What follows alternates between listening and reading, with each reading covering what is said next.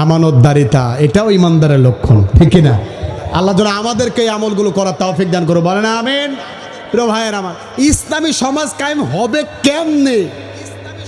গতদিন আমি ফেসবুকে লিখেছিলাম একটা কথা, যে আল্লাহ এই দেশের সাধারণ মানুষকে তুমি হেদায়েত দেওয়ার আগে কিছু হুজুর নামে নাম ধরে কিছু টাটকা বেঈমানদেরকে হেদায়েত দাও। কারণ এই দেশে ইসলাম কায়েম, আমি বলে থাকি একটা কথা ভালো করে ভুল বুঝবেন না, এই বাংলাদেশে যদি ইসলাম কায়েম হয়, আল্লাহি রবের কসম, সেটা আলেমদের মাধ্যমেই হবে ইনশাল্লাহ। আবার এই দেশে এতদিন পর্যন্ত ইসলাম কায়েম হয় নাই, এর জন্য দায়ী কিছু সংখ্যক আলেম। এতদিন এর আগে কত এই যে শবে বরাতের রাত আসলে মানুষ, আর যাই হোক, চায়ের দোকানটা দ্রুত বন্ধ হয়ে যেত, মসজিদে গিয়ে মানুষ আল্লাহকে সিজদা দিত। এখন শায়েকেরা ফতোয়া দিচ্ছে, একজন কুলাঙ্গার, আমি কি আর বলবো, ওর নাম নিতে আমার লজ্জা লাগছে, আকরামুজ্জামান বলে এক হুজুর। আমি বলি ওর ওনার নামের আগে লেখছে শায়েক, আমি বলি এটার মূর্খ শায়েক। কি শায়েক?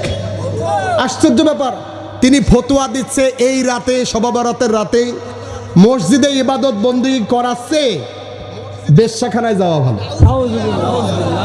আমি তো ওইটাই বলেছি, যাদের ওখানে যে যে অভ্যাস, তারা এবং তাদের মুখ থেকে এইরকম ভাষায় বের হয়, কথা বলে ঠিক না? আশ্চর্য ব্যাপার, আশ্চর্য ব্যাপার। আমি মনে করি মাননীয় প্রধানমন্ত্রী শেখ হাসিনার কাছে আমিও দাবি রাখতে চাই, যেহেতু আজকের এই ভিডিওটা সারা বিশ্বে যাবে, আমি চাই আপনাদেরকে নিয়ে এই দাবি। উনি শুধুমাত্র এই কথাটা বলেই ক্ষান্ত হন নাই, উনি যদি একবার বলতেন আমি বুঝে নিতাম, হয়তো স্লিপ অফ টাং, ভুলে বেরিয়ে গিয়েছে, কিন্তু কয়েকবার তিনি এটা রিপিট করেছে, এবং এইটা করলে কতটা ফজিলতপূর্ণ সেটাও তিনি বলেছে। আমি এই জন্য বলতে চাই, উনি শুধুমাত্র এই কথাটা বলে ক্ষান্ত হয়নি, বাংলার 18 কোটি মুসলমানদের কলিজা আগুন ধরিয়ে দিয়েছে। উনি এই বাংলাদেশের মানুষগুলো অন্তত চায়ের দোকান থেকে যে একটু নামাজের ওসিলায় একটু সিন্নি হোক না, সমস্যা কি? একটু তাবারক খাওয়া তো হারাম না, মানুষ যাচ্ছে, আবার তাবারক না দিলেও তো যাইতো, যে আল্লাহকে একটু সিজদা দিতে। এখন কি করে?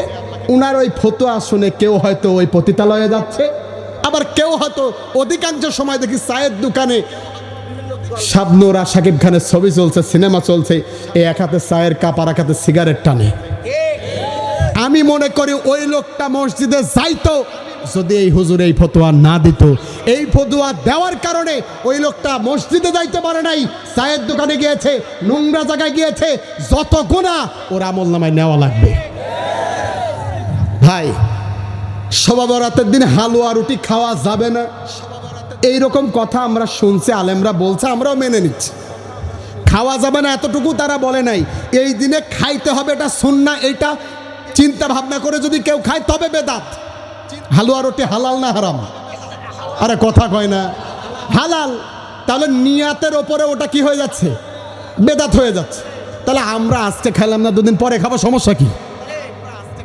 কিন্তু নিসফে মিন শাবান, শাবানের রাতে যে ইবাদত বন্দেগী আছে, এটা তো আল্লাহর নবী, বিশ্ব নবীর বিবি উম্মুল মুমিনিন মা আয়েশা রাদিয়াল্লাহু তাআলা আনহা থেকেও বর্ণিত আছে। মা আয়েশা রাদিয়াল্লাহু তাআলা আনহা বলেন, রাতে একসাথে ঘুমালাম, কিছুক্ষণ পরে দেখে নবী নাই, একটু পরে তাকিয়ে দেখে আহারে নবীজি, আমি মনে করলাম নামাজে দাঁড়িয়েছে। নামাজে দাঁড়ানো বলতে আমি দেখতে গেলাম, দেখছি যে নবীজি নামাজে দাঁড়ায় নাই, পাশেই গোরস্থান আছে, গোরস্থানের সামনে গিয়ে দোয়া করে। আল্লাহর নবীকে যে মা আয়েশা ডেকে বলেন, ও নবী, আপনি কিসের জন্য আজকে রাতে এখানে এসেছেন? বিশ্বনবী ডেকে বললেন, আয়েশা রে, তুমি কি জানো না আজকের রাতটা আল্লাহর কাছে গুরুত্বপূর্ণ রাতের মধ্যে একটা। এই রাতে যদি আল্লাহর বান্দা আল্লাহর কাছে মাপ চায়, আল্লাহর কাছে যদি কাকুতি মিনতি চোখের পানি ফেলে মাপ চায়, আমার আল্লাহ তার সাধারণ ক্ষমাগুলো মাফ করে দেবে। একটু জোরে বলা যাবে কি সুবহানাল্লাহ? তাহলে এতগুলো কথা, আর যদি এই কথা আপনি নাও মানেন, তাও তো একটা কথা আপনি মানতে বাধ্য, নফল ইবাদত করা জায়েজ না না জায়েজ? কোনো ব্যক্তি যদি নফল ইবাদতের উদ্দেশ্য যদি মসজিদে সেজদা দেয়, কত মানুষ তো মানুষকে সেজদা দিচ্ছে, কত মানুষ কত পীরকে সিজদা দিচ্ছে, সে তো তার রবকে সিজদা দিচ্ছে, সে তো তার মালিককে সিজদা দিচ্ছে। এইগুলো নিয়ে যারা ফতোয়াবাজি করে সমস্ত থেকে মুসলমানদেরকে বিভক্ত করছে, আল্লাহর কসম এরা ইসলামেরও দুশমন, মুসলমানেরও দুশমন। কথা বলেন ঠিক কি না? আল্লাহ এদের থেকে আমাদের বাঁচার তৌফিক দান করুক, বলেন আমিন। প্রিয় ভাইয়ের আমার, আমি আহলে হাদিস ভাইদের বিরুদ্ধে না, কিন্তু আমি আপনাদেরকে বলতে চাই ভাই, আপনাদের মধ্যে এই রকম কিছু দুষ্ট প্রকৃতির মানুষ থাকার কারণে গোটা আহলে হাদিসের বদনাম হচ্ছে। এই জন্য নিজেদেরকে পরিশুদ্ধ করার জন্য হলেও জাতির সামনে, যেহেতু এই ফতোয়া দিয়েছে, জাতির সামনে এসেই তাকে ক্ষমা চাইতে হবে, কারণ জাতি এই কথাগুলো শুনে পথভ্রষ্ট হয়েছে। কথা বলেন ঠিক না? আল্লাহ যেন আমাদেরকে বোঝার তৌফিক দান করে, বলেন আমিন। আরো জোরে বলেন আমিন। কষ্ট পেলেন আপনারা? যেহেতু ইউটিউবে শোনে না এই ঘটনা এমন লোক খুব কম, এই জন্য আমাদেরও প্রত্যেকটা মাহফিল থেকে আমি আলেম ওলামা ভাইদেরকে অনুরোধ করব, প্রত্যেকটা মাহফিল থেকে আপনারা এইগুলো প্রতিবাদ করেন, কারণ মানুষগুলোকে নাস্তিক বানাচ্ছে। দেখেন শয়তানি কত বড়। যে চায়ের দোকানে আছে ওখানে বসে বসে সময় পার করছে, ওকে নিয়ে তার কোনো ফতোয়া নাই, ওদেরকে নিয়ে কোনো ফতোয়া নাই। ভ্যালেন্টাইন ডে গেল, বিশ্ব বেহায়া দিবস গেল, ভালোবাসার নামে কথা বলা লাগেন। ট্রান্সজেন্ডার নামে মহিলা পুরুষ বানানো হচ্ছে, পুরুষকে মহিলা বানানোর নামে শয়তানি চলছে, এটা নিয়ে একটা কথা নাই। যে নামাজ পড়ছে না তাকে নিয়ে তাদের কোনো ফতোয়া নাই, কিন্তু আফসোস মসজিদ থেকে মুসল্লিদেরকে ভাগ করে দেওয়া হচ্ছে। আমি তো মনে করি এটা ইহুদি এবং খ্রিস্টানদের চক্রান্ত ছাড়া আর কিচ্ছু হতে পারে না, কারণ ইহুদিরা ভালো করেই জানে। ইংল্যান্ড চেনেন? ইংল্যান্ড, ওখানে লন্ডনের নিচে মাটির নিচে মাদ্রাসা আছে।